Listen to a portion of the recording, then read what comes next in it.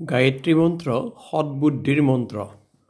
ওম ভূৰ্ভুৱঃ স্বঃ তৎসবিতুৰ্বৰেণ্যম ভৰ্গো দেৱস্য ধীমহি ধিয়ো য়ো নঃ প্ৰচোদয়াৎ। আজিৰ কাহিনী দুৰ্যোধনৰ অহংকাৰ দুৰ্যোধন কা দৰ্প। দুৰ্যোধনে অহংকাৰ নেদেখুৱালে শান্তি নাপাইছিল। পাণ্ডৱসকল সেই সময়ত এঠাইত বনবাস খাটি আছিল। দুৰ্যোধনে ৰাজপ্ৰাসাদত থাকি শান্তি নোপোৱা হ'ল। তেওঁ নিজৰ ঐশ্বৰ্য প্ৰদৰ্শন কৰিবলৈ এদিন সেই বনলৈ গ'ল য'ত পাণ্ডৱসকলে বনবাস খাটি আছিল।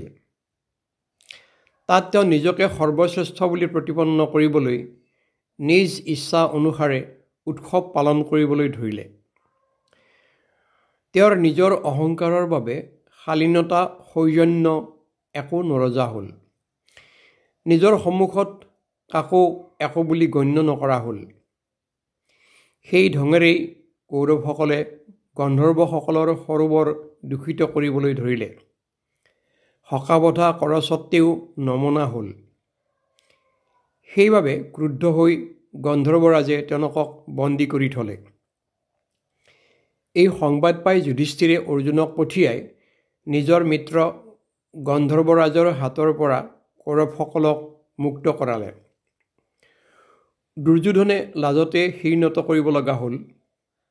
গতিকে দেখা যায় যে অহংকাৰে ক্ষতিহে কৰে। ধন্যবাদ।